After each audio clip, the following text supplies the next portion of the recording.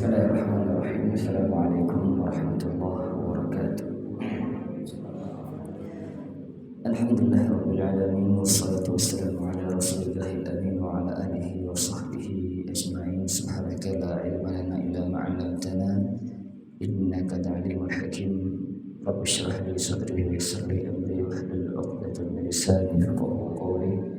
Allahumma 'allimna ma yanfa'una wanfa'na bima 'allamtana wa zidna 'ilma. Allahumma aslih lana sya'nana kullahu wa la takilna ila anfusina tarfata 'ain. Allahumma amin. Jemaah kaum muslimin rahimakumullah, alhamdulillah kita bersyukur kepada Allah Subhanahu wa taala di pagi hari ini Allah masih curahkan kepada kita berbagai macam kenikmatan sehingga kita bisa kembali hadir di tempat yang mulia ini untuk sama-sama belajar seputar agama kita yang mulia. Semoga Allah Subhanahu wa taala senantiasa memberikan kepada kita taufik dan juga rahmat dan maghfirahnya sehingga layak untuk bisa menggapai ridhonya dan surganya di akhirat kelak. Amin ya rabbal alamin.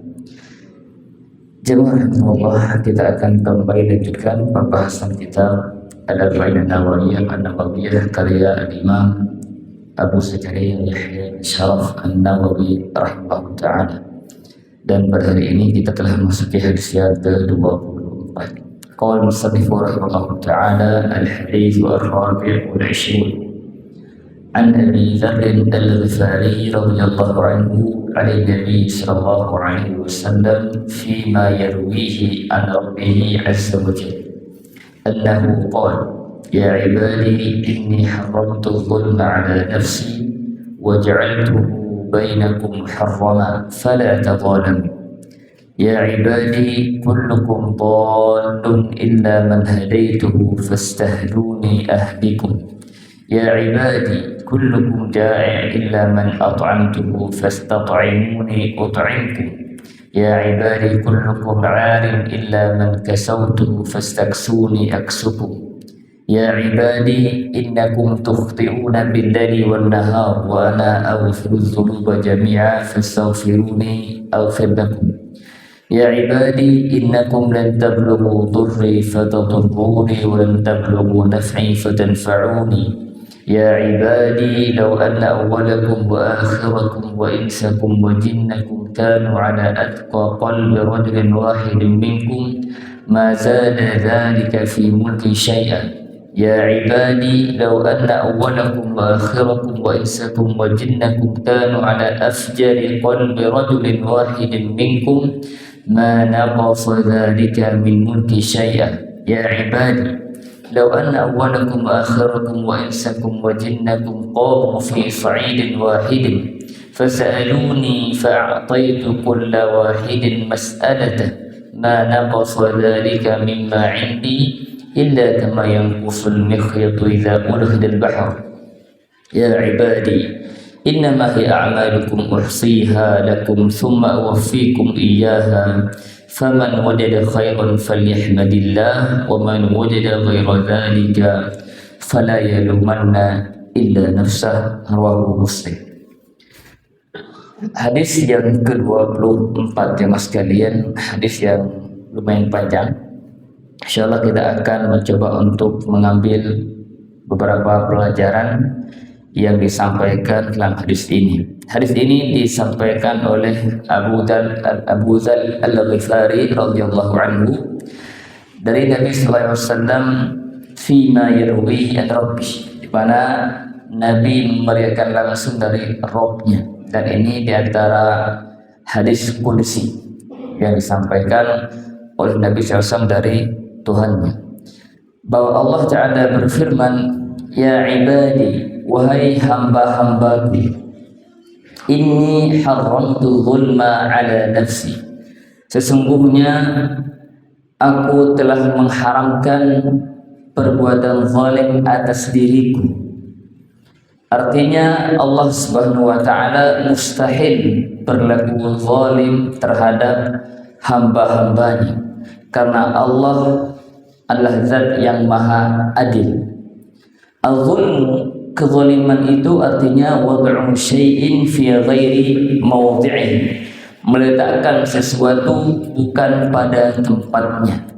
Dan Allah karena kesempurnaan sifat adilnya, maka mustahil bagi Allah berbuat zalim. Bahkan dalam Al-Quran, dalam banyak ayat Allah telah menyatakan dengan gamblang. Di antaranya Allah berfirman, "Wa mallahu yuridu dzulma lil ibad." Allah sekali tidak pernah berbuat zalim kepada hamba-hambanya. "Wa ma rabbuka bidzallamin lil 'abid." Innallaha la yadhlimun nasa syai'a. Sesungguhnya Allah tidak pernah berbuat zalim kepada manusia sedikit pun. Innallaha la yadhlimu mithqala dzarrah. Sesungguhnya Allah tidak pernah berbuat zalim walau seberat semut kecil. Artinya semua ayat ini menegaskan, menetapkan bahwa Allah itu maha adil dan tidak akan mungkin berbuat zalim. Maka semua yang Allah takdirkan, yang Allah tetapkan di muka bumi ini, yang menimpa bumi atau menimpa manusia, semua itu lahir dari kemahaadilan Allah Subhanahu wa taala. Maka jangan pernah seorang manusia atau seorang muslim memiliki pemahaman atau menganggap bahwa Allah telah berbuat zalim kepadanya karena ABCD. Tidak. Kita yakin seorang mukmin Allah tidak akan pernah berbuat zalim, bahkan Allah telah mengharamkan hal itu atas dirinya. Kemudian Allah melanjutkan, "Wa ja'altuhu bainakum muharraman fala tadhalimu." Dan aku jadikan kezaliman itu haram di antara kalian, maka janganlah kalian saling menzalimi. Kata ulama, kezaliman di sini mencakup dua hal. Yang pertama, zulmu li nafsi, yang kedua, zulmu li ghairi. Kezaliman yang berkaitan dengan diri sendiri, seseorang menzalimi dirinya sendiri. Dan ini yang paling dahsyat adalah kesyirikan. Orang berbuat syirik kepada Allah, di samping dia telah berbuat zalim kepada Allah, dia juga telah berbuat zalim kepada dirinya. Kenapa? Karena dengan dia berbuat syirik, itu artinya dia telah mencampakkan dirinya dalam kebinasaan. Bahkan semua bentuk perbuatan dosa, misalnya dia tidak sholat, tidak menaiki kewajibannya, tidak berpuasa, itu dosa, bermakna dia telah menzalimi dirinya sendiri.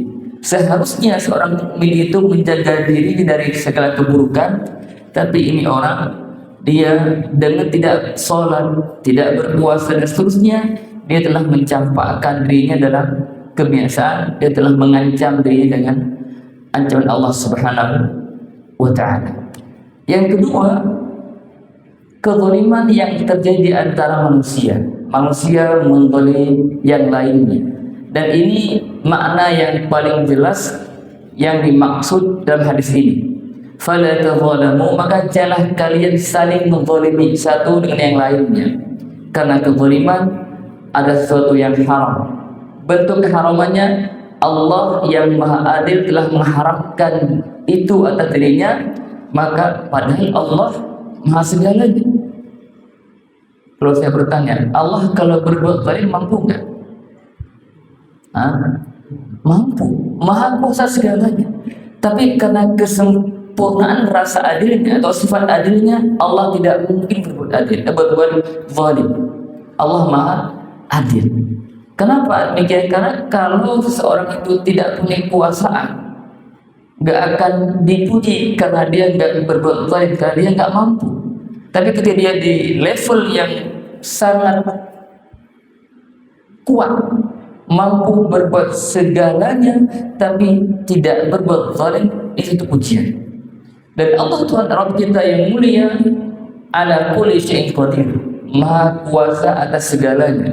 Kalau Allah mau berbuat zalim bisa saja, tapi Allah maha sempurna keadaannya, Allah tidak berbuat itu, dan bahkan Allah telah mengharamkan itu dari dirinya. Maka jika Allah telah mengharamkan itu untuk dirinya, maka antar manusia tentu lebih aula, lebih utama diharamkan. Maka Allah mengatakan, "Fala tadzalamu," janganlah kalian saling menzalimi. Dan sering saya sampaikan bahwa dosa kezaliman ini dosa yang agak berat. Kenapa? Karena dosa yang berkaitan dengan manusia itu jika tidak diselesaikan di dunia akan berlanjut di akhirat nanti. Kita akan membayar semua kezaliman, kecil atau besar. Ya, kenapa? Karena di akhirat nanti tidak ada seorang pun yang terzalimi. Semua akan diberikan hak mereka masing-masing. Ini bagian pertama dari hadis. Kemudian Allah melanjutkan firman-Nya, "Ya ibadi, wahai hamba-hambaku, kullukum dhallun illa man hadaituh." Wahai hamba-hambaku, semua kalian itu dalam kesesatan. Artinya tidak mengenal tentang syariat, tidak mengerti tentang hukum Allah Subhanahu wa taala. Illa man hadaituh, kecuali siapa saja yang telah aku berikan hidayah. Bahkan Nabi SAW sebelum beliau diangkat menjadi Rasul atau Nabi SAW, maka beliau tidak mengerti syariat.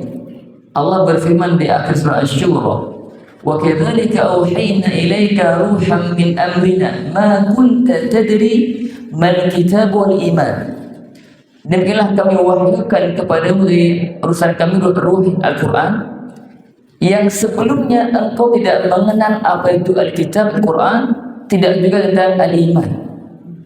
Jadi kita semuanya dalam kondisi tidak mengenal syariat Islam kecuali siapa saja yang Allah beri hidayah. Dan Allah beri hidayah kepada kita melalui sebab. Diutusnya Nabi SAW itu satu sebab sampainya hidayah kepada kita. Oleh karena itu, fastahduni ahdikum, maka mohonlah kepada hidayah. Niscaya aku berikan kepada kalian hidayah. Dan kata para ulama, hidayah itu dua macam. Ada hidayatul ilmi wal irsyad, ada hidayah at-taufiq. Hidayah ilmu adalah hidayah berupa ilmu yang kita dengar, yang kita ketahui. Dan hidayah taufik adalah tuntunan hati seorang hamba menuju hidayah. Artinya Allah menggerakkan hati sang hamba untuk menerima hidayah tersebut dan mengamalkannya. Karena ada orang, bahkan di zaman Nabi SAW, ketika beliau datang mendakwahkan Islam, ada orang yang tahu apa yang dibawa oleh beliau itu atau kebenaran. Ini berarti hidayah ilmu sudah sampai pada mereka. Ya, saya Abu Thalib, beliau mengakui bahwa apa yang dibawa oleh anak pamannya itu satu yang benar. Tapi kenapa beliau tidak beriman? Hidayah taufik belum datang. Artinya belum mendapatkan hidayah taufik. Dia lebih memilih agama nenek moyangnya. Artinya bahwa kalau di zaman kita sekarang ini, kalau kita ingin sampaikan, ingin paham lebih agak mengerucut ke masalah-masalah yang sifatnya itu perkara wajib ataupun yang haram, kita disampaikan ilmunya. Ini hal ini wajib. Orang banyak tahu yang wajib, tapi juga banyak yang diabaikan. Ini haram, dia tahu itu haram, tapi dia kerjakan. Ini namanya apa? Hidayah ilmu sudah sampai padanya, namun hidayah taufiknya belum sampai. Maka fastahduni, mintalah hidayah itu, baik hidayah ilmu dan juga hidayah taufik. Dan hidayah itu sesuatu yang sangat kita butuhkan dalam kehidupan kita. Saking pentingnya hidayah ini, setiap hari kita diwajibkan minimal 17 kali membaca surat Al-Fatihah yang di dalamnya mengandung doa ihdinas siratal mustaqim, meminta agar kita ditetapkan dan ditambahkan hidayah itu. Kita telah mendapatkan hidayah Islam, alhamdulillah. Tapi Islam itu banyak bagian-bagian yang perlu kita ketahui dan masih banyak yang perlu kita ketahui. Maka kita belajar dan kita minta pada Allah agar hidayah ilmu sampai dan juga hidayah taufik pun kita dapatkan biiznillah ta'ala. Kemudian lanjutkan, ya ibadi kullukum ja'i' illa man at'amtuhu fastat'imuni ut'imhu. Wahai hamba-hambaku, semua kalian pada asalnya telanjang kecuali siapa yang aku berikan pakaian, maka mintalah pakaian kepadaku, niscaya aku berikan kepada kalian pakaian. Nah, semua kita terlahir dalam keadaan telanjang, tidak membawa sehelai kain pun. Kemudian Allah mudahkan sebab-sebabnya sehingga kita diberikan pakaian melalui orang tua kita seterusnya. Artinya menunjukkan ini bahwa betapa butuhnya sang hamba kepada Allah Subhanahu wa ta'ala dalam hal makanan, ya. Kita lahir dalam setiap kita lapar kecuali siapapun yang Allah berikan makanan, baik itu makanan tidak ada nanti Allah hadirkan, atau mungkin makanan ada tapi tidak bisa kita makan karena kata dokter, Pak, ini jangan Pak, bahaya, ya. Makanya makanan itu bisa dia tidak ada sama sekali, kemudian Allah hadirkan, atau makanan sudah ada tapi kita tidak bisa makan, itu semuanya penghalang. Artinya Allah hadirkan semua sebab-sebab makan itu. Allah tumbuhkan di bumi berupa tumbuhan-tumbuhan, sayur mayur, buah-buahan, berbagai macam makanan atau sumber makan yang Allah hadirkan. Itu semuanya Allah yang hadirkan. Coba kalau Allah menakdirkan tidak ada satupun tumbuhan yang tumbuh, bisa bagi Allah, tidak ada yang sulit. Tapi Allah dengan rahmatnya Allah hadirkan semua sebab-sebab kehidupan di bumi ini, baik itu makanan dan semisalnya. Yang berikutnya, ya ibadi kullukum 'arin illa man kasautuhu. Wahai hamba-hambaku, semua kalian asal telanjang kecuali siapa yang aku berikan pakaian. Fastaksuni aksukum, maka mintalah pakaian kepadaku, niscaya aku akan berikan pakaian itu. Dari sini kita bisa pahami bahwa 3 potongan hadis kursi ini menunjukkan betapa fakirnya kita kepada Allah Subhanahu wa ta'ala. Dalam hal pakaian kita diminta untuk minta kepada Allah, dalam hal makanan kita diminta untuk memohon kepada Allah.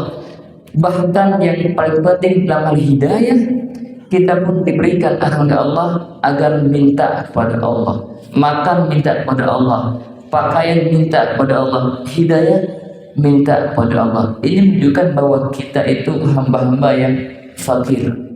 Allah berfirman, ya ayyuhan nas antumul fuqara'u ila Allah. Wahai manusia, kalian itu orang-orang yang fakir kepada Allah Subhanahu wa ta'ala. Siapapun kita, sebanyak apapun harta yang kita miliki, tetap saja kita orang-orang yang fakir di hadapan Allah Subhanahu wa ta'ala. Maka jangan lupakan itu status kita di hadapan Allah. Setinggi apapun jabatan kita, tetap saja kita hamba yang fakir pada Allah Subhanahu wa ta'ala. Kemudian Allah melanjutkan, ya ibadi innakum tukhti'una bil-laili wan-nahar. Wahai hamba-hambaku, sesungguhnya kalian berbuat salah di waktu malam dan di siang hari.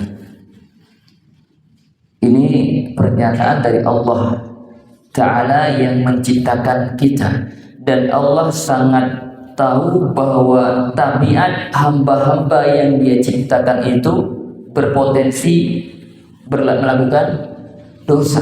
Bahkan Allah katakan siang malam berbuat dosa. Cuma terkadang kita tidak menyadarinya, ya, dosa hati, dosa mata, dosa tidak benar dalam melakukan kewajiban, atau banyak yang lain yang barangkali kita mungkin jarang menyadarinya, padahal itu sebuah dosa.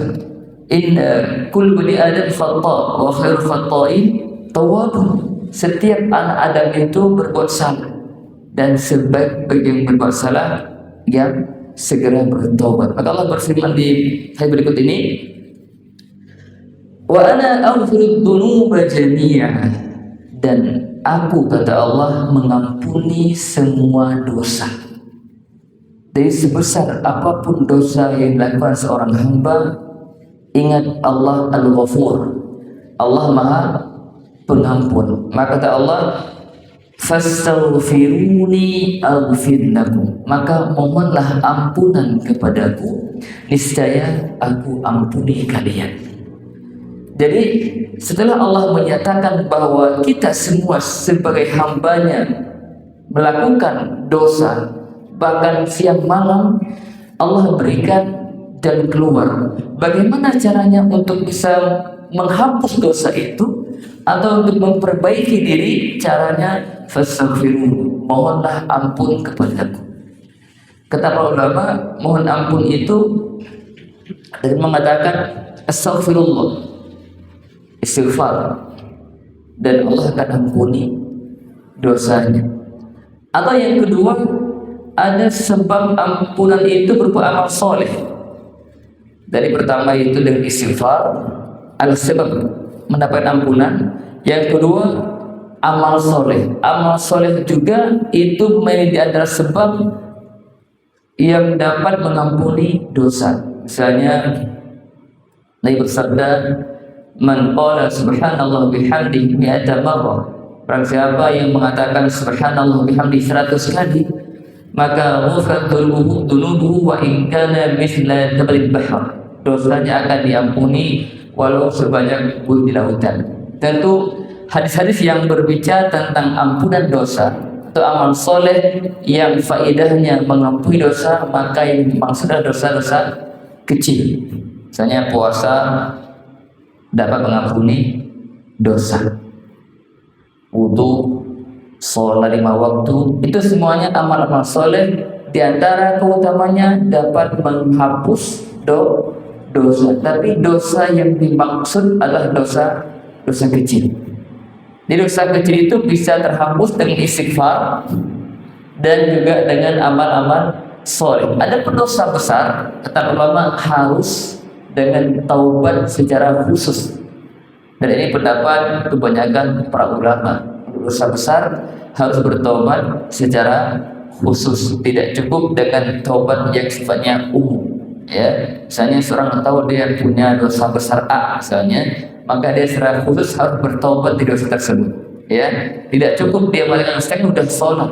Sholat itu bisa menghapus dosa-dosa kecil kalau sholatnya itu benar. Karena kan nggak semua sholat itu punya kekuatan untuk menghapus dosa. Ya, semakin lemah atau semakin kurang kualitas sholat kita, semakin kurang daya hapusnya. Maka jangan merasa pede juga. Saya kan udah sholat tiap hari 5 waktu, dosa kecil hapus semua. Gak ada yang tahu apakah sholat kita ini sudah sesuai dengan diperintahkan sehingga mampu menjadi penghapus dosa yang sempurna atau tidak. Jadi intinya bahwa kita harus sadari kita itu hamba yang lemah, sering berbuat dosa, maka jangan pernah lupa untuk sentiasa istighfar, minta ampun kepada Allah SWT, bertaubat kepadanya. Dan demikian dosa-dosa itu akan terhapus dan akan mendapatkan ampun Allah SWT. Kemudian Allah melanjutkan, ya ibadi innakum lan tablughu dhurri fatadurruni wa lan tablughu naf'i fatanfa'uni.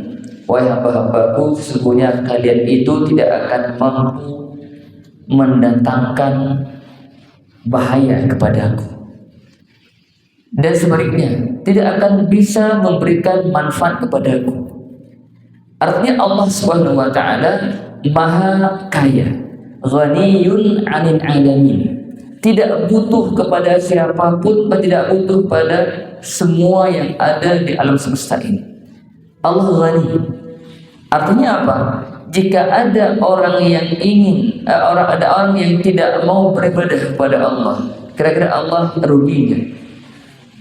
Tidak sama sekali.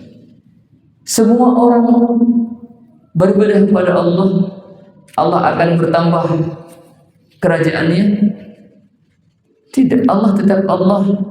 Sebelum Allah menciptakan manusia, Allah Maha Tinggi, Allah Maha Kaya, Allah Maha segalanya. Ya, sehingga tidak ada seseorang pun yang merasa telah memberikan manfaat pada Allah. Siapa kita? Semua kita hidup di bawah rahmat Allah Subhanahu wa ta'ala. Disebutkan dalam beberapa ayat ya bahwa Allah Subhanahu wa ta'ala tidak akan bisa diberikan manfaat oleh hambanya karena Allah tidak butuh dari semuanya. Allah berfirman di antaranya, "Wala yahzunka alladziina yusari'una fil kufr." Dan Muhammad, jangan kau sedih terhadap orang-orang yang mereka segera untuk melakukan kekufuran. Ya, kenapa demikian? Innahum la yadurrullaha syai'an. Karena mereka itu dengan kekafiran mereka, dengan kekufuran mereka sedikit pun tidak membahayakan Allah Subhanahu wa taala. Kaum Muhammad diperintahkan untuk menyampaikan risalah, sampaikan. Soal mereka enggak terima, Allah tidak akan sedikit pun terganggu atau mudarat karena mereka tidak beriman. Tidak. Ya, makanya di lafaz berikutnya atau di ayat berikutnya Allah mengatakan, ya ibadi law anna awwalakum. Ini untuk menegaskan ya, menggambarkan betapa Allah itu maha segalanya, enggak butuh pada siapapun. Law anna awwalakum wa akhirakum wa insakum wa jinnakum kanu ala atqa qalbi rajulin wahidin minkum ma zada dhalika fi mulki syai'a. Wahai hamba-hambaku, seandainya kalian itu manusia dan juga jin, dari bangsa jin dan manusia, dari dulu sampai nanti hari kiamat tiba, berapa jumlah manusia? Tahu? Kalau tanya AI tahu nggak? Kalau tanya AI tahu nggak? Sekarang kan dikit ya gitu ya. Coba tanya ini berapa jumlah penduduk makhluk Allah jin dan manusia dari sejak diciptakan sampai hari kiamat tiba? Ya pasti kan ngaco deh ya. Tapi Allah tahu. Allah tahu berapa jumlah makhluknya, berapa jumlah jinnya, berapa jumlah manusianya, berapa jumlah yang lainnya, hewan-hewan, semua Allah Maha Alim Kulli. Allah tahu segalanya. Tapi kalau sekiranya semua jin dan manusia dari dulu sampai hari kiamat nanti tiba, semua mereka dalam kondisi ketakwaan yang tertinggi. Siapa manusia yang tertinggi takwanya? Siapa? Nabi Sallallahu Alaihi Wasallam. Jika segera semua itu seperti Nabi SAW level takwanya, ma zada dzalika fi mulki syai'a. Allah mengatakan semua itu tidak sedikit pun menambah kerajaanku. Ya, artinya apa? Allah tidak akan mendapatkan manfaat dari ketakwaan manusia itu. Enggak ngaruh bagi Allah. Enggak akan meluas kerajaan Allah menguasai segalanya. Ya, semuanya Allah kuasai, sehingga ketaatan manusia tidak menambah kerajaan Allah dan sebaliknya. Allah kata di berikutnya, ya ibadi law anna awwalakum wa akhirakum wa insakum wa jinnakum kanu ala afjari qalbi rajulin wahidin minkum ma naqasa dhalika min mulki syai'a. Wahai hamba-hamba, jika sekiranya manusia dan jin dari dulu sampai hari kiamat tiba nantinya, semuanya berada dalam satu kondisi paling fajir, hatinya paling jahat, paling buruk. Siapa itu? Siapa paling buruk itu? Makhluk Allah siapa? Yang terbaik, Firaun ada di atasnya, iblis. Iblis itu sumber keburukan. Kalau semuanya manusia seperti iblis hatinya itu, Apakah itu akan mengurangi kerajaan Allah? Allah katakan, ma naqasa dzalika min mulki syai'a. Semua itu tidak sedikit pun mengurangi kerajaanku. Jadi Allah tetap mulia, Allah tetap agung, walaupun semua makhluknya tidak beriman kepadanya, tidak beribadah kepadanya. Maka dengan demikian kita harus menyadari bahwa semua yang kita kerjakan ini berupa kebaikan-kebaikan dan yang haram yang kita tinggalkan, semua itu manfaatnya untuk siapa? Untuk kita sendiri. Ya, Allah perintahkan kita berupa kewajiban. Allah larang kita yang haram, semua itu untuk kemaslahatan diri kita. Karena disitulah kesuksesan, kebahagiaan kita. Ya, kalau kita menyimpang, kalau kita tidak mengikuti ketentuan Allah, kita sedang menuju kepada kebinasaan. Maka Allah berfirman, "Man 'amila shalihan falinafsi." Barang siapa yang berbuat amal soleh, maka untuk dirinya. Dia dapatkan manfaatnya, dia dapatkan pahalanya dan seterusnya. Wa man asaa fa 'alaiha. Dan barang siapa yang berbuat buruk, maka dia pula yang merasakan akibatnya. Jadi semua itu kembali kepada manusia. Maka silahkan pikirkan oleh kita, ya.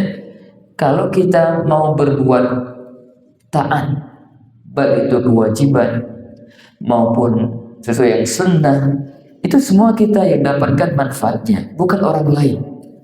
Maka hendaknya seorang muslim itu berusaha semaksimal mungkin untuk memberikan manfaat sebisanya untuk dirinya di dunia dan di akhirat. Amal soleh itu manfaatnya dunia akhir. Di dunia kita bisa merasakan ketenangan jiwa, tidak galau, tidak stres. Kenapa? Karena kita dekat dengan Allah Subhanahu wa taala. Ala bi dzikrillahi tatma'innul qulub. Dengan mengingat Allah itu akan menenteramkan hati. Makanya orang-orang yang dekat dengan Allah, walaupun mungkin dia bukan orang yang berharta banyak, tapi hatinya itu tenang. Kenapa? Karena hati yang ada di dia itu milik siapa? Siapa yang kendalikan? Allah. Maka Allah akan membuat hati-hati hambanya menjadi tenang jika mereka itu dekat dengan Allah Subhanahu wa ta'ala. Maka kalau kita melihat ke zaman sahabat, berapa banyak dari sahabat yang kaya raya? Banyak atau sedikit? Yang sering kita dengar hanya segelintir sahabat yang mereka luar biasa kaya. Ada Abdurrahman bin Auf, ya, ada Utsman bin Affan, siapa lagi? Enggak banyak. Tapi mereka itu miskin memang, tapi hidup mereka itu karena mereka dekat dengan Allah, imannya kuat, tenang mereka. Tapi kita mungkin sebenarnya kita merasa galau, stres, padahal uangnya banyak. Bisa jadi itu kita kurang dekat dengan Allah yang menguasai hati. Allah bisa membolak-balikan hati. Maka kita tahu sebuah hadis Allah ini bersabda bahwa hati manusia itu diantara jari Allah SWT, yuqallibu kaifa yasha. Allah akan membolak-balikannya sesuai yang Allah kehendaki. Maka minta kepada Allah agar hati kita ditenangkan, ditetapkan di atas Islam. Ya, ini pentingnya kita menyadari bahwa ketaatan yang kita kerjakan semua itu akan kembali kepada kita manfaatnya, dan kemaksiatan yang dilakukan hamba pun akan kembali akibatnya kepada dirinya sendiri, bukan kepada Allah Subhanahu wa ta'ala. Karena Allah ghaniyun 'anil 'alamin, maha kaya, ya, dari segalanya. Kemudian Allah melanjutkan, ya ibadi law anna awwalakum wa akhirakum wa insakum wa jinnakum qamu fi sa'idin wahidin. Wahai hamba-hambaku, sekiranya semua kalian, jin dan manusia, dari awal sampai akhir, semua itu berkumpul di sebuah tempat yang luas. Fasa'aluni, mereka semua, masing-masing manusia itu yang jumlahnya itu nggak tahu berapa banyaknya dari dulu sampai hari kiamat, jin dan manusia, masing-masing mereka itu meminta kepada Allah hajatnya. Kira-kira hajatnya sama atau beda? Jin dan manusia beda gak hajatnya? Jangankan manusia dari zaman Nabi Adam sampai hari kiamat tiba, di sini aja nih kita nih berapa orang ini, kita kalau minta doa sama nggak mintanya? Pasti A, B ini punya permintaan yang bervariasi. Ada yang minta A, yang minta B, yang minta C, yang minta C. Bayangkan oleh kita, di semua manusia dari dulu sampai akhir kiamat tiba meminta kepada Allah masing-masing dengan permintaan yang mereka inginkan. Allah katakan, fa'a'taitu kulla wahidin mas'alatah. Lantas aku penuhi, aku berikan, aku kabulkan setiap permintaan mereka itu. Allah katakan, ma naqasa dzalika mimma 'indi, maka pemberianku kepada mereka semuanya tidak sedikit pun mengurangi apa yang aku miliki berupa pembenaran nikmat rahmatnya. Tidak sedikit pun mengurangi. Padahal Allah memberikan kepada semua makhluknya. Illa kama yanqusul mikhyatu idza udkhil bahr, melainkan seperti jarum, tahu jarum Pak ya? Jarum yang dicelupkan ke lautan lantas diangkat. Berapa persen air yang menempel di jarum itu? Pernah coba Pak? Jarum masukin ke laut, laut ya, bukan di ember kecil, bukan di gelas, di lautan. Telah cemplung, celupkan, angkat. Berapa tetes air yang menempel di jarum ini? Ada persennya dibandingkan dengan lautan yang luas itu? Ini kata para ulama. Allah memberikan semua permintaan hamba-hambanya itu dan tidak sedikit pun mengurangi apa yang Allah miliki, melainkan seperti jarum dicelupkan ke lautan dan diangkat. Ada kekurangannya. Inti kata ulama ini sebagai makna mubalaghah, bahwa tidak sedikit pun, gak ada artinya. Mas, berapa tuh yang diambil oleh jarum itu dari laut itu? Artinya ingin menunjukkan bahwa Allah rahmatnya itu maha luas. Maka jangan pernah putus asa. Apapun yang kita inginkan, minta pada Allah Subhanahu wa taala. Allah maha kuasa untuk mengabulkan setiap permohonan kita. Jangan merasa kayaknya minta sesuai dengan yang Allah miliki, bukan minta dengan kayak saya itu nggak cocok. Kalau kita iya, tapi kita itu hamba yang lemah, iya, tapi kita minta bagaimana Allah itu maha kuasa segala, rahmatnya sangat luas, ya. Dan di sini ada faedah bahwa baik oleh kita dari dulu sampai hari kiamat nanti, manusia itu meminta kepada Allah dengan bahasa yang sama atau beda? Hah? Bahasanya sama atau beda? Beda-beda. Sekarang di Indonesia aja berapa banyak bahasa itu? Ada yang minta pada bahasa Sunda, bahasa Jawa, bahasa Indonesia, bahasa Aceh, bahasa apa lagi itu. Tapi itu semua tidak sulit bagi Allah untuk mendengar semua apa yang mereka minta. Dan ini menandakan bahwa Allah Sami'un, Allah maha mendengar segala macam permintaan hamba dengan bahasa apapun itu. Maka minta pada Allah dengan bahasa kita yang bisa kita ungkapkan. Walaupun terkadang bahasa susah kita ungkapkan, tapi Allah tahu apa yang ada dalam hati kita. Baik, berikutnya Allah melanjutkan, ya ibadi innama hiya a'malukum uhsiha lakum. Sesungguhnya amal-amal kalian itu kami jaga untuk kalian. Tsumma awaffikum iyyaha, kemudian kami berikan balasannya secara sempurna. Faman wajada khairan falyahmadillah, barang siapa yang mendapatkan kebaikan maka hendaklah dia memuji Allah.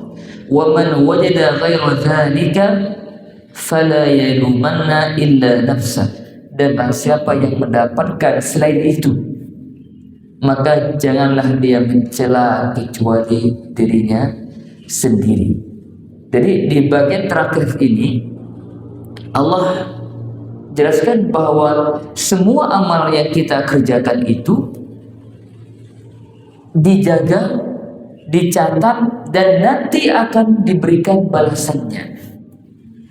Jika perbuatan baik akan dibalas dengan kebaikan, jika buruk maka akan dibalas dengan keburukan. Allah katakan, barang siapa nantinya mendapatkan balasan berupa kebaikan maka pujilah Allah. Kenapa kata puji Allah? Pertama, karena dialah yang telah memudahkan kita, memberi taufik kepada kita sehingga kita bisa beramal soleh. Bukan karena kita hebat, tapi karena kita mendapatkan rahmat, taufik dari Allah, bimbingan dari Allah sehingga kita tergerak hati untuk melakukan ketaatan. Kita puji Allah karena taufiknya. Yang kedua, kita puji Allah karena balasan yang kita dapatkan nanti pun berupa pahala dan kebaikan, itu pun atas rahmat dan karunia Allah Subhanahu wa taala. Artinya semua itu tidak keluar dari rahmat Allah. Kita beramal karena Allah yang mudahkan, kemudian kita pun diberikan balasan karena karunia Allah yang maha luas tersebut. Yang mendapatkan selain itu maka jangan pernah mencela orang lain. Cela diri kita sendiri. Kenapa saya berbuat yang tidak baik? Kenapa saya tidak baik beramal soleh? Penyesalan akan terjadi pada kiamat nanti, tapi semua itu tidak ada manfaatnya. Kita sering mendengar firman Allah di surat Al-Fajr, ya, yaqulu ya laitani qaddamtu li hayati. Ya, ketika Allah datangkan neraka, ya, yauma idzi yatadakkarul insanu wa anna lahu dzikra. Pada hari itu semua manusia itu ingat akan perbuatan-perbuatannya, tapi anna lahu dzikra, ingat apa yang teringat saat itu tidak lagi bermanfaat. Bisa kembali ke dunia? Udah nggak bisa.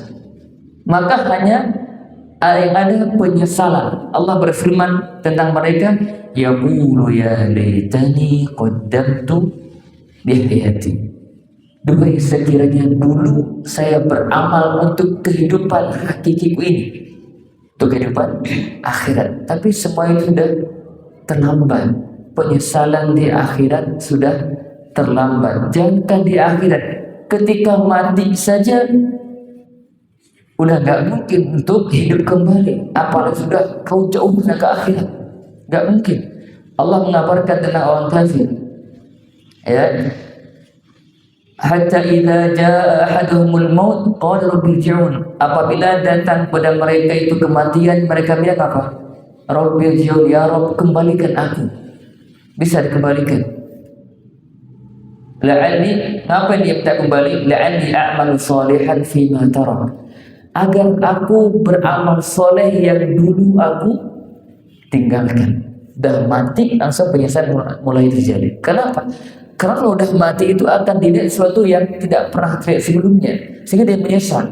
Seandainya aku dikembalikan untuk apa? Untuk beramal soleh yang dulu dia tinggalkan. Apa kata Allah? Kalla, sekali-kali tidak. Innaha kalimatun wa qailuha, itu hanya sebatas ucapan yang dia ucapkan, tidak lagi ada manfaatnya. Kenapa? Waktunya sudah terlambat. Oleh karenanya jamaah sekalian, selagi kita masih hidup, nyawa masih di kandung badan, maka jangan lengah, jangan lalai berjuanglah untuk mempersiapkan bekal sebanyak-banyaknya untuk pulang menghadap Allah Subhanahu wa Ta'ala. Jangan sampai nanti ketika kita menyesal ketika mati dan ketika di akhir kelak. Allah ceritakan gambaran-gambaran penyesalan itu nantinya agar kita waspada. Jangan sampai termasuk orang-orang yang menyesal itu, sehingga kita melakukan persiapan-persiapan di dalam kehidupan dunia ini. Jadi mas sekalian, secara umum saya simpulkan bahwa hadis ini mengandung 3 faedah besar secara umum. Yang pertama, hadis ini mengharamkan tentang kezaliman, ya, baik itu zalim terhadap diri sendiri, apalagi menzalimi orang lain. Bagian yang kedua, Allah menjelaskan tentang kefakiran manusia kepadanya, tentang kebutuhan hamba-hambanya kepada Allah Subhanahu wa Ta'ala, dan itu sekaligus menunjukkan bahwa Allah Subhanahu wa Ta'ala maha segalanya. Allah perintahkan untuk minta hidayah kepadanya karena memang kita butuh hidayah. Allah minta kepada kita agar minta kepadanya makanan dan pakaian karena memang itu kebutuhan kita, dan semua itu tidak mungkin kita dapatkan kecuali Allah yang mudahkan. Kemudian berikutnya Allah menyatakan bahwa manusia itu adalah hamba-hamba yang banyak berbuat dosa. Itu sudah tabiat, tapi Allah kasih solusi. Walaupun Allah telah nyatakan manusia itu mudah berbuat salah, ingat, kalian bisa menjadi suci dengan kalian bertaubat, beristighfar pada Allah Subhanahu wa Ta'ala. Dan berikutnya Allah menggambarkan bahwa karena Allah maha kaya, maha terpuji, maha agung, dan Allah tidak butuh kepada siapapun dan kepada apapun, sehingga ketaatan seorang hamba, ketaatan seluruh manusia dan jin tidak sedikit pun menambah kerajaan Allah, dan sebaliknya kemaksiatan, kekafiran, kemunafikan manusia seluruhnya, bahkan jin juga tidak sedikit pun mengurangi kerajaan Allah Subhanahu wa Ta'ala. Dan yang selanjutnya, bahwa rahmat Allah, karunia Allah, perbenaran Allah itu sangat luas, sehingga jika seluruh manusia dan jin meminta kepada Allah masing-masing permintaan mereka, hajat mereka, maka sedikit pun tidak pernah mengurangi apa yang ada di sisi Allah. Dan ini menunjukkan betapa agungnya rahmat Allah Subhanahu wa Ta'ala dan karunia-Nya. Dan yang terakhir, hendaknya kita selalu ingat bahwa semua yang kita kerjakan, baik itu amal kebaikan maupun keburukan, semua akan mendapatkan balasan yang setimpal. Walaupun jika itu kebaikan akan dibalas dengan yang lebih baik, tapi kalau keburukan, Allah membalas dengan sesuai kadar keburukan itu. Allah berfirman, kullu nafsin dha'iqatul maut, setiap yang bernyawa pasti mati. Ini ayat yang sudah sangat kita pahami. Wa innama tuwaffawna ujurakum yaumal qiyamah, dan pahala-pahala kalian atas amal-amal kalian akan disempurnakan kapan, Pak? Hari kiamat. Jadi kalau kita beramal itu harapannya apa? Pahala di akhirat, bukan di dunia. Walaupun ada bagian dunia yang kita dapatkan berupa mungkin ketenangan jiwa dan seterusnya, tapi hakikatnya balasan sempurna itu di mana? Di akhirat. Maka faman zuhziha 'anil nar wa udkhilal jannah faqad faz, barang siapa yang diselamatkan dari neraka dan dimasukkan ke surga, maka sungguh dia telah beruntung, sukses di dunia, dapat kebahagiaan, di akhirat dapat surga. Apa faedah dari kesenangan dunia jika pada akhirnya harus ke neraka? Na'udzubillahi min dzalik. Maka saya pernah sampaikan, seorang imam Masjidil Haram pernah mengatakan, Syekh Dr. Yasir Ad-Dawsari, beliau mengatakan, kullu falahin dunyawiyyin la yuaddi ila falahin ukhrawi fahuwa falahun muzayyaf. Oh, kama qala Syekh. Setiap kesuksesan duniawi yang tidak mengantarkan kepada kesuksesan akhirat, maka itu adalah kesuksesan yang palsu. Ya, saya ulangi, kesuksesan duniawi yang tidak mengantarkan seseorang kepada kesuksesan akhirat, maka itu adalah kesuksesan yang palsu. Semoga Allah SWT mudahkan kita semuanya untuk menggapai kesuksesan dunia dan akhirat. Amin ya rabbal alamin. Demikian yang saya sampaikan. Jika ada yang ingin tanyakan, dipersilakan. Dengan video awal ini, follow Pak. Assalamualaikum warahmatullahi wabarakatuh. Mohon diklarifikasi pemahaman yang saya dapat berikut ini, bahwa Allah tentu maha mengampun dosa besar, termasuk dosa besar kalau kita bertobat.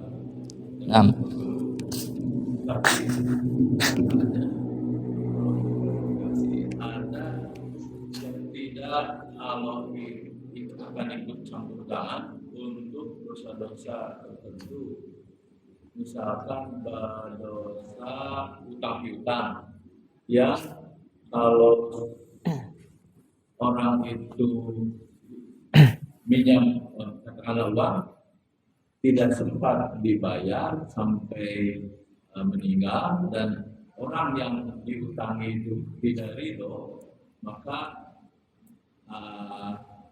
artinya keikhlasan atau peleburan dosa itu tergantung keriduan orang yang diutangi. Kemudian kedua, kalau kita sebagai orang yang diutangi, apakah betul kalau kita minta tidak ridho nanti akan dikompensasi dari pahala orang yang mengutang itu? Demikian. Tolong. Baik. Pertama, saya sampaikan dulu kaidah umumnya ya. Setiap perbuatan dosa yang berkaitan dengan hak Allah, maka taubatnya mudah untuk diampuni. Ya, taubat dosa yang berkaitan dengan Allah. Misalnya dia nggak sholat, dia nggak puasa, itu dengan hak Allah, maka taubat, dia menyesali meninggalkan perbuatan tersebut, menyesali, bertekad kuat untuk dia kembali, maka taubatnya sah. Namun dosa yang bagian yang kedua yang berkaitan dengan hak manusia, dia misalnya menzalimi orang atau mengambil harta orang dan tidak dikembalikan atau belum dikembalikan, maka hal ini karena berkaitan dengan hak manusia maka harus diselesaikan. Maka kata ulama, syarat taubatnya termasuk lagi keempat, menyelesaikan hak-hak manusia. Jika itu berupa harta, maka harus dikembalikan. Bagaimana kalau misalnya dia tidak kembalikan, sementara orang yang bersangkutan itu orang yang mungkin yang menghutanginya tidak ridho, tidak memutihkan. Misalnya kalau ada orang A menghutangi ke si B dan si B enggak bayarin, kalau si A bebasin, selesai insya Allah ya, saya diputihkan, ya itu paham luar biasa ya. Ini mungkin bagi kita yang sebagai faedah gitu ya, memutihkan hutang itu paham luar biasa ya, luar biasa, dan ini lebih baik. Tapi Allah mengatakan di Al-Quran ada dua tingkatan. Wa in kana bi'usratin fanadhirun ila maisarah. Ini bagi yang menghutangi orang. Kalau ternyata yang dihutangi itu dia lagi kesulitan, misalnya ini hutang, temponya bulan depan, ternyata bulan depan yang bersangkutan belum ada uang, maka kita yang memberi hutang, Allah perintahkan, dan itu wajib beri tanggung dia. Dan pahala beri tanggung sampai kapan? Sampai dia ada kemudahan.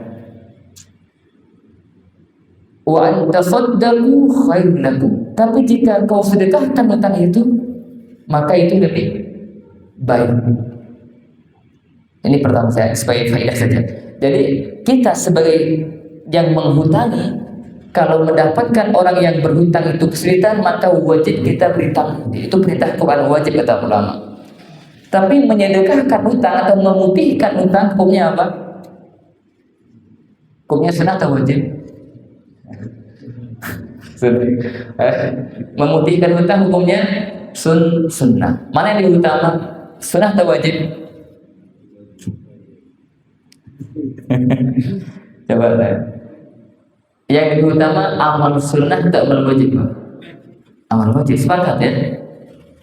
Mana yang lebih utama? Salat 5 waktu atau salat qobliyah ba'diyah? Sepakat. Sekarang nih wajibnya menangguh, ya kan?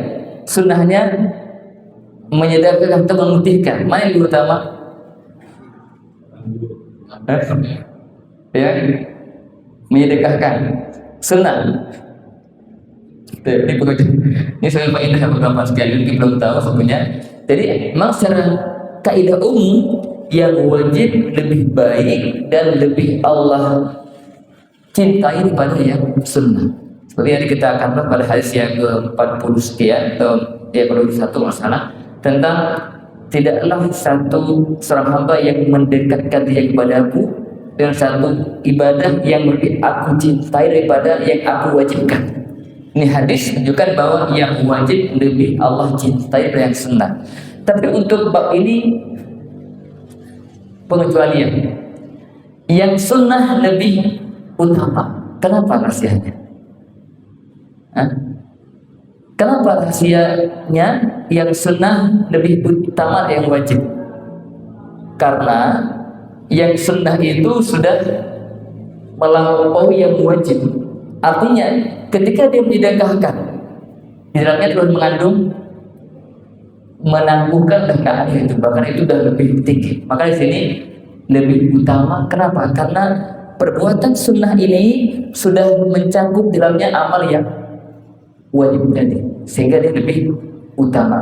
Alhamdulillah banyak, jadi bukan wajib. Coba kalau wajib repot kita ya, utangnya besar.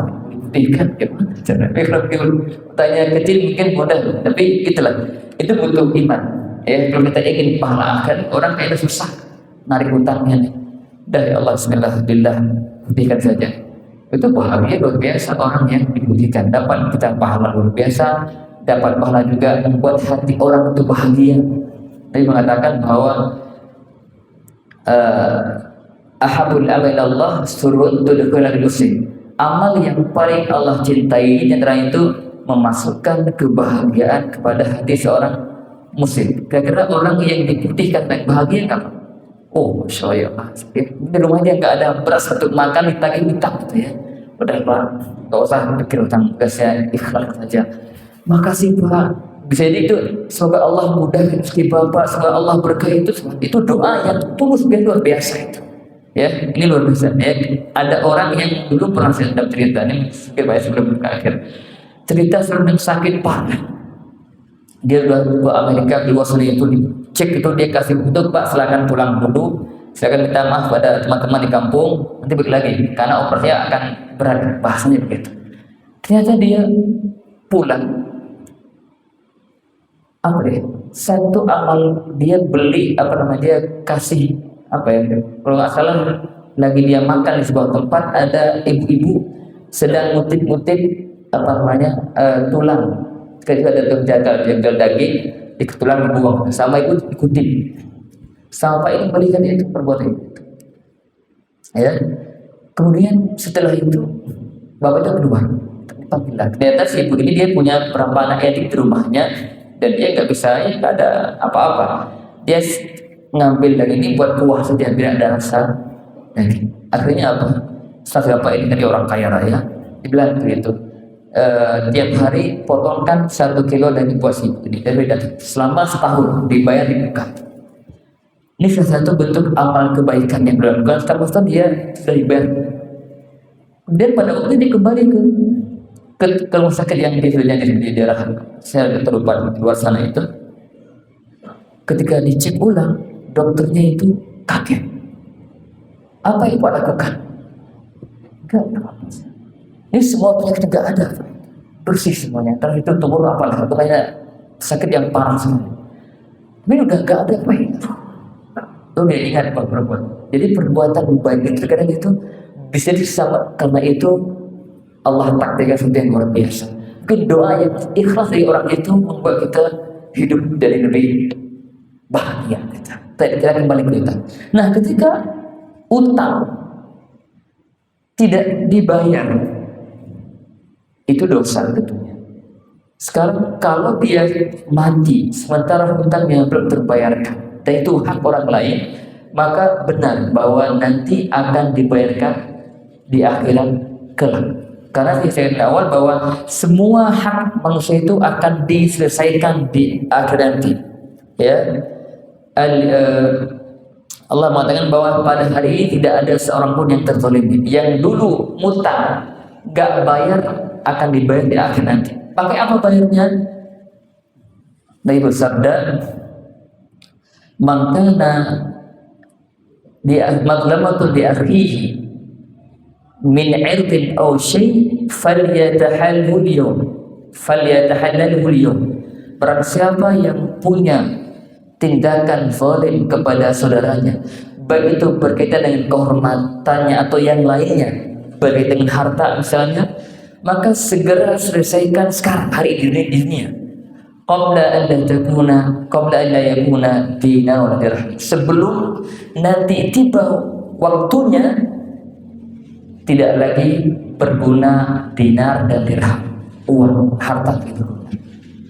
Ingkana amal soleh. Jika dia punya amal soleh, maka akan diambil amal solehnya sesuai kadar kezalimannya, dibayarkan kepada yang bersangkutan. Jika amal solehnya enggak ada, maka keburukan atau amal buruk orang yang dizalimi dipindahkan ke orang yang menzalimnya. Maka intinya semua akan diselesaikan di akhir nanti kalau di dunia belum selesai. Maka seorang mukmin yang sadar akan dahsyatnya hari kiamat, dia hendaknya segera menyelesaikan semua urusannya dengan manusia sesegera mungkin.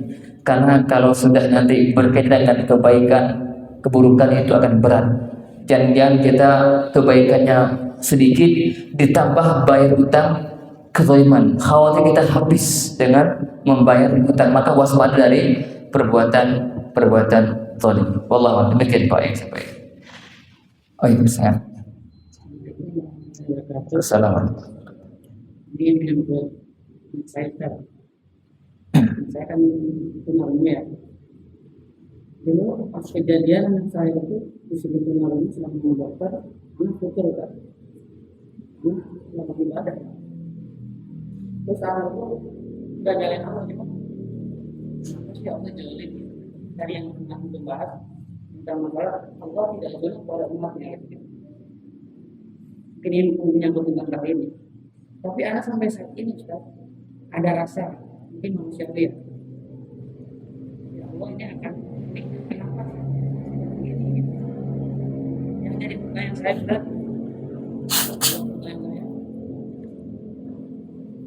apakah ini ujian bagi diri saya dan keluarga?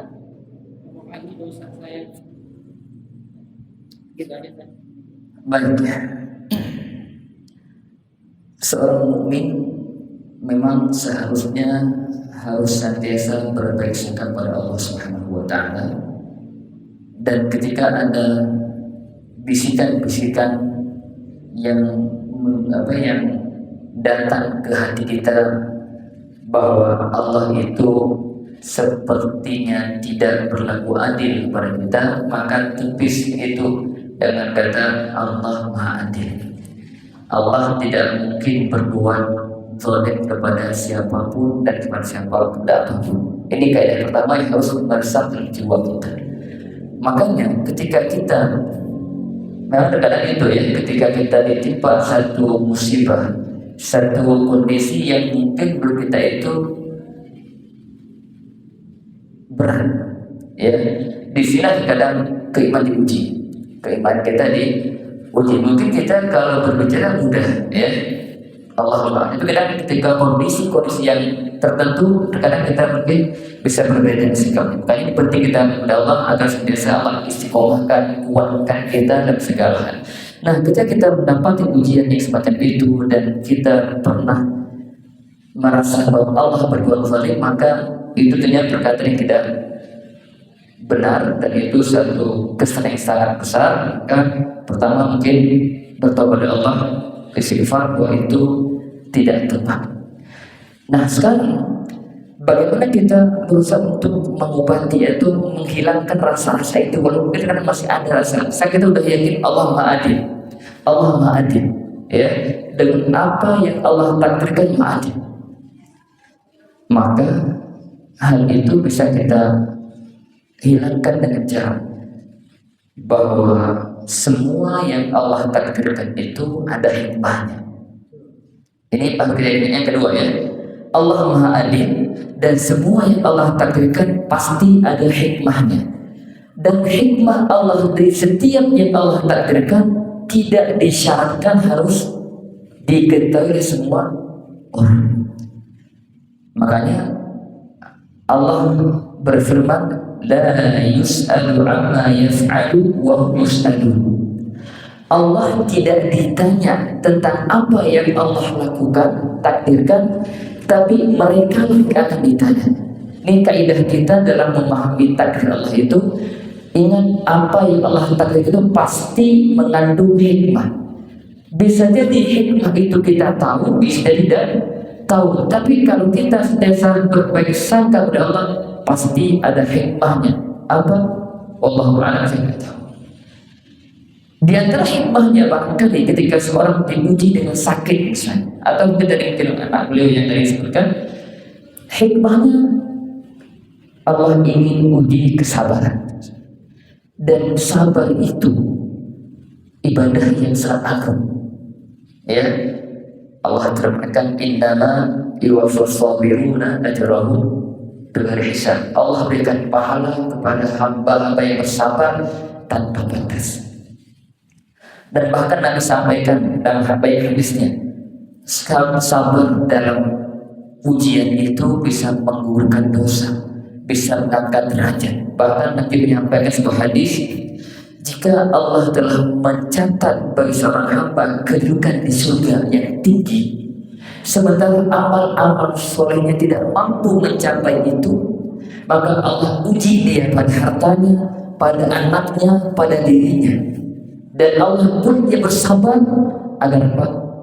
Agar Allah sampaikan dia ke derajat yang telah Allah catat untuk dirinya. Maka caranya kita untuk sabar, ya ingat, bisa jadi ini hikmah.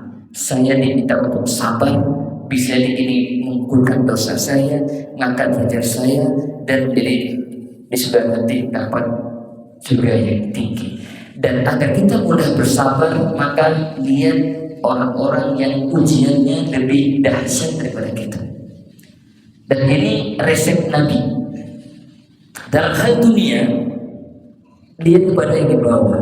Hal akhirat, yang dia telah bersabda, unzuru ila man huwa asfala minkum wa la tanzuru ila man huwa fawqakum fa huwa ajdaru an la tastaru litabahdikum. Lihatlah kepada orang-orang yang berada di bawah kalian.